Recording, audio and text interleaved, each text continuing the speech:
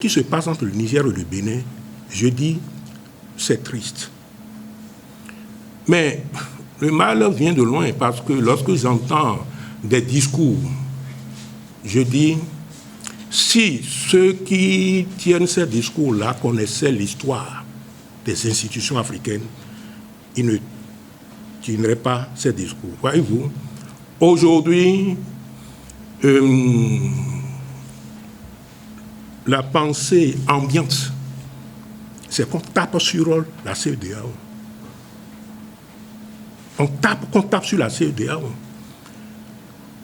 Et je vous disais tout à l'heure que entre enseignants, on ne s'entend même pas.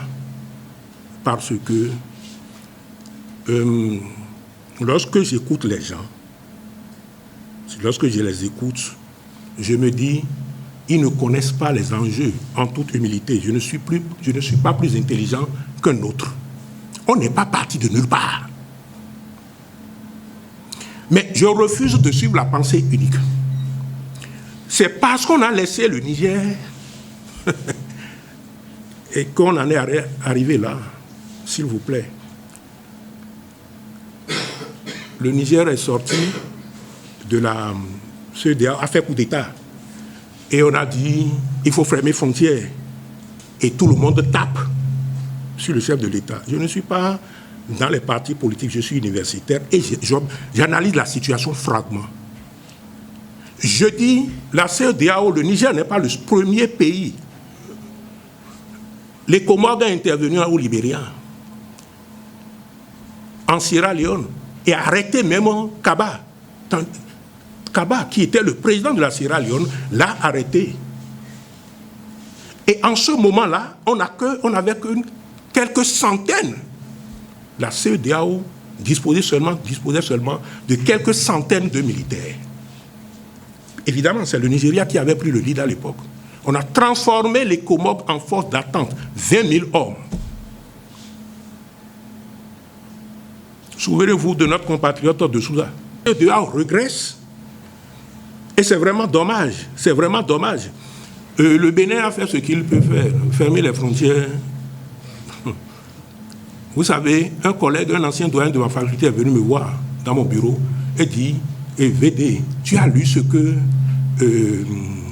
le président du Niger a dit? Je dis, il a dit quoi? Tant que Talon est au pouvoir, que lui, il ne va jamais ouvrir les frontières. Je dis, mais il est culotté. Il est très culotté. Qu'est-ce que je vais dire d'autre que le pouvoir militaire n'a jamais été une solution. Nous sommes ici en train de débattre, d'opiner sous un régime militaire. Le fait de tousser tout simplement peut vous amener. J'ai des collègues du Niger. Une centaine, ils avaient signé un document pour dénoncer le coup d'État. Ils ont été virés. Je préfère une démocratie Nescafé. Ça, c'est mon point de vue et ça ne changera pas. Bon, évidemment, ça peut changer. Seuls les imbéciles ne changent pas d'avis. Mais pour l'instant, voilà là où j'en suis. Panafricanisme. Initialement, quand je voulais intervenir ici, l'angle que j'avais choisi, c'était ça. Rentrer dans le débat à travers la question du panafricanisme. Mais nous voilà assaillis de toutes parts par des pseudo-réflexions dites panafricanistes qui fleurissent sur la pauvreté des idées, la pauvreté matérielle, la pauvreté de culture, la pauvreté morale. Et tout ça fleurit, et tout le monde est panafricaniste. Les jeunes ont été pris à ce piège. Et ils croient qu'être panafricaniste, c'est de faire le théâtre qui se passe au Burkina Faso.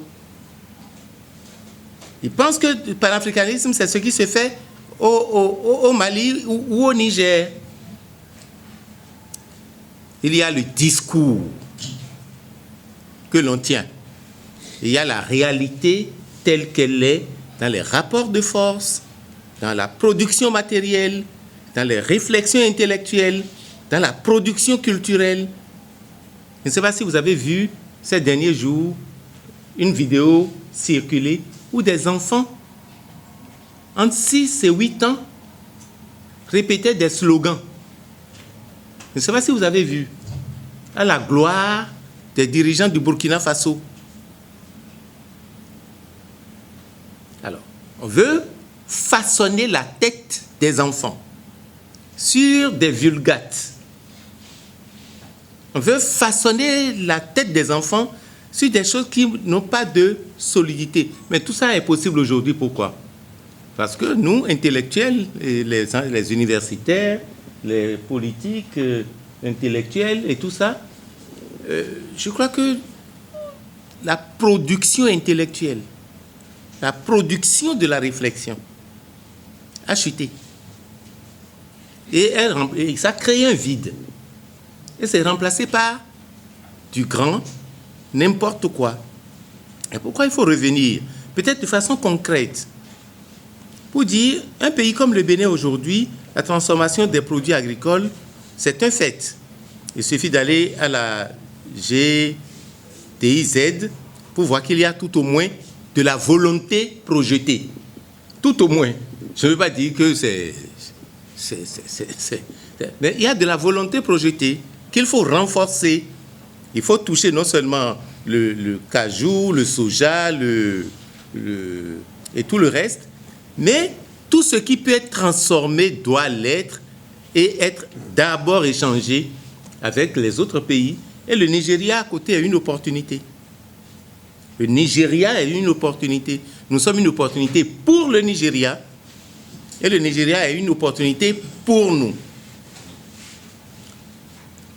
Concrètement, je prends l'exemple de la Chine. La Chine a accepté que nous puissions envoyer de l'ananas 500 000 tonnes plein de sucre par an, frais. Bon. Est-ce que toute notre production nationale atteint ce niveau? Est-ce que nous avons la capacité aujourd'hui d'envoyer de Cotonou en Chine, peu importe le port, des ananas frais, pas séchés, pas frais? Ça veut dire quoi pour nous?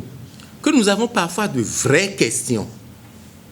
Par exemple, des questions de technologie, des questions de productivité ou de rendement, pour être plus mesuré, pas productivité, de rendement. Des problèmes techniques que nous avons au Bénin, qu'au Nigeria à côté, les gens ont les solutions. Au Nigeria à côté, il y a des solutions que nous n'avons pas ici, mais que nous irons chercher peut-être loin en Europe. Alors que si nous travaillons bien, et entre parenthèses, une bonne nouvelle, le Bénin travaille actuellement sur un accord de libre-échange avec le Nigeria. C'est une très bonne orientation, à mon avis. Et si, dans ce genre de réorganisation de nos relations, jusqu'au niveau de l'intégration de nos régions et de toute la région africaine, nous réussissons à régler le problème de marché intérieur, que nous réussissons à régler un certain problème de technologie, et nous réussissons à régler notre problème d'éducation, de formation, du CI au doctorat, en passant par les cycles d'ingénieurs et autres, de formation. Si nous réussissons à régler ces problèmes-là, nous pourrions exister au monde. Nous pourrions participer au commerce international, à la coopération internationale. Nous pourrions nous-mêmes résoudre foule de nos problèmes qu'aujourd'hui nous laissons perdurer parce que nous attendons des messies d'ailleurs, nous attendons, disons, d'autres. Pauvreté, extrême pauvreté, il faut y faire face par des États forts et responsables. Autrement, ce n'est pas possible.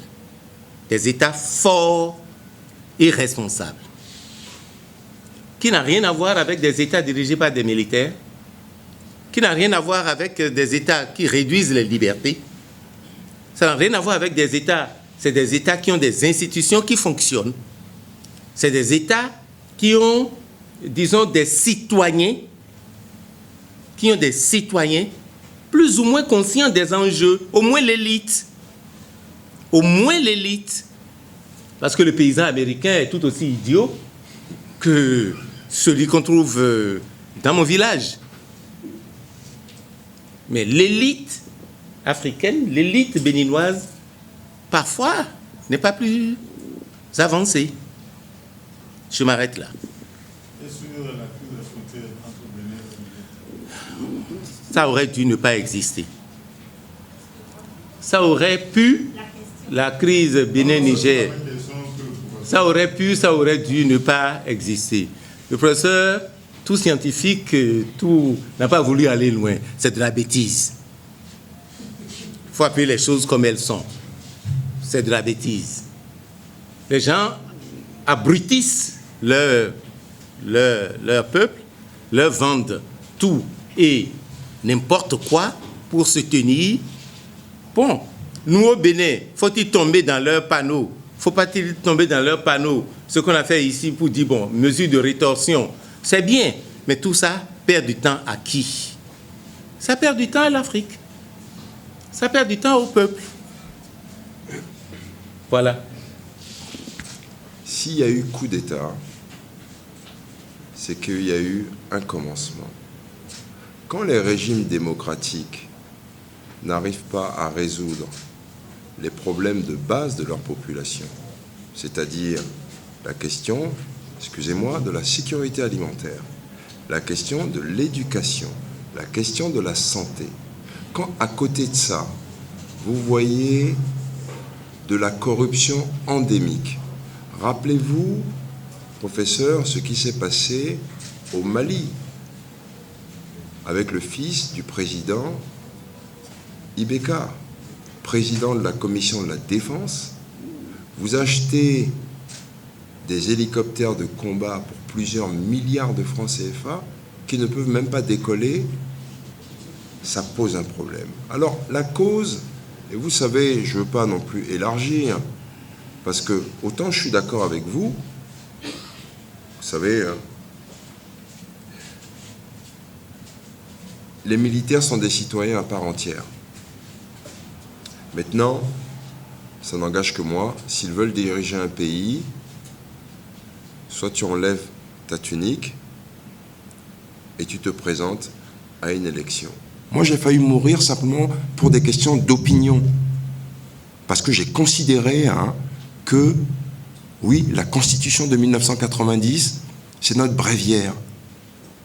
Je salue la mémoire de Monseigneur de Souza. Il y a des gens qui nous ont permis aujourd'hui d'être là où nous sommes. Alors oui, c'est bien beau de dire, oui, bon, ce qui se passe au Niger, c'est inacceptable, au Mali, au Burkina, il y a eu des coups d'État militaires. Vous avez oublié ce qui s'est passé dans notre pays.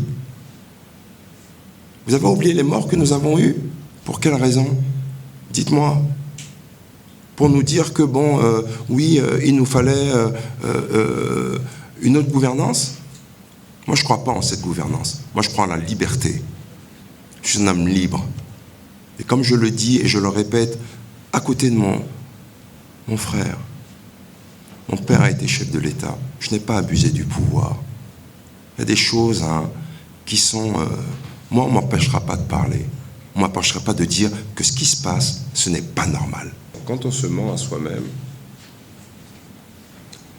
les causes produisent les mêmes effets. Et je veux vous dire, professeur, j'ai eu un père qui a été chef de l'État. J'étais au cœur du pouvoir. Donc je sais de quoi je parle.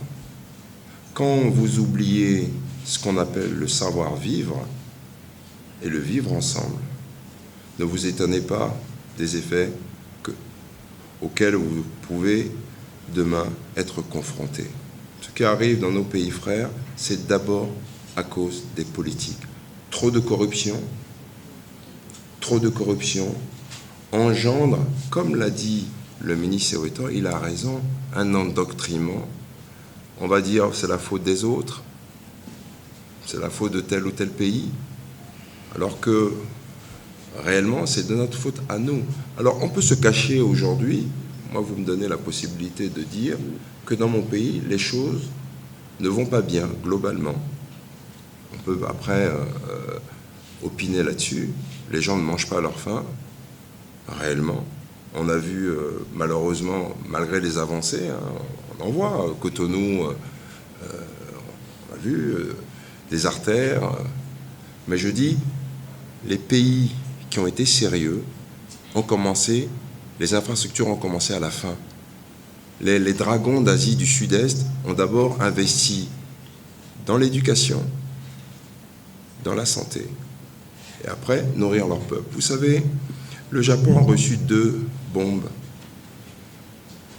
sur la tête.